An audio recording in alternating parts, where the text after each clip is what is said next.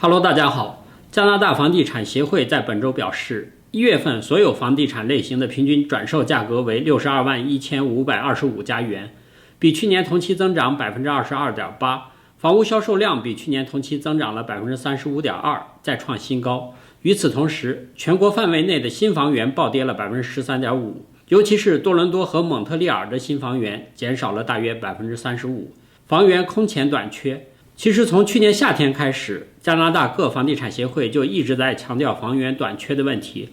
他们认为，除了低利率政策外，房源短缺是造成房价上涨的主要原因。加拿大的新房开发建设真的是供不应求吗？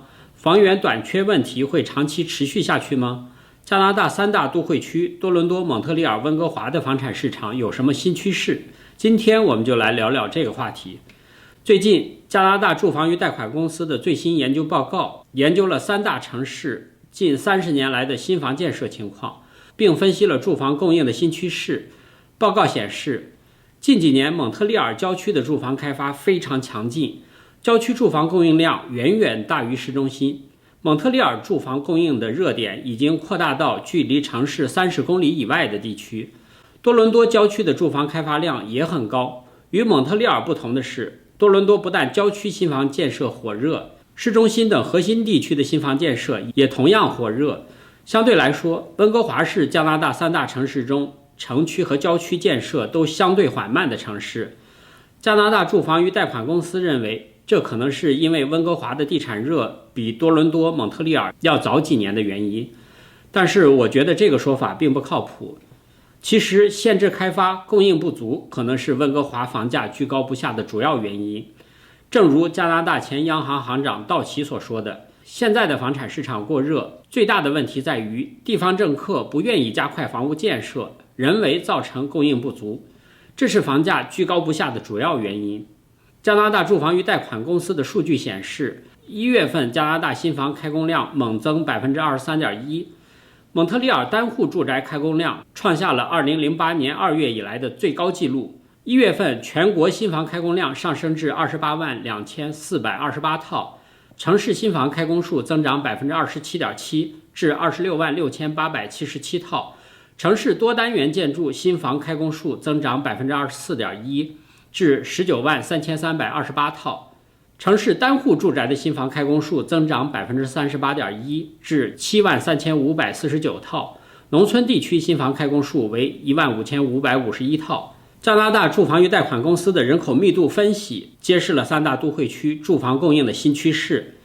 在多伦多，无论是人口密度高的市中心，还是人口密度低的郊区，新房的开工和竣工数量都非常高。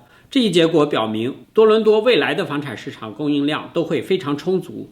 蒙特利尔仅在人口密度低的郊区，新房的开工和竣工数量很高，而在人口密度高的市中心，新房的开工和竣工数量都很低。这表明蒙特利尔的房产市场正在迅速向郊区化的方向发展。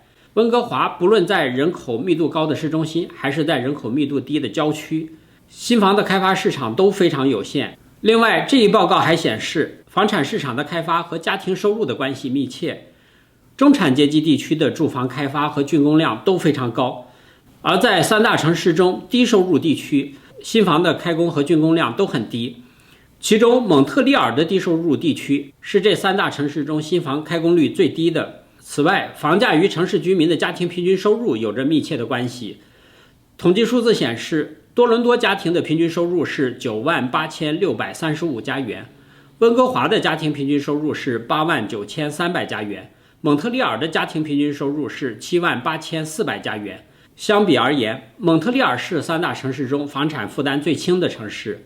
当前的加拿大房产市场，一边在疯狂的开发新房，另一边在疯狂的抢房，这真的是因为房源紧张而导致的卖方市场吗？但实际看来，除了温哥华可能存在卖方市场，其他地区都不存在卖方市场的基础。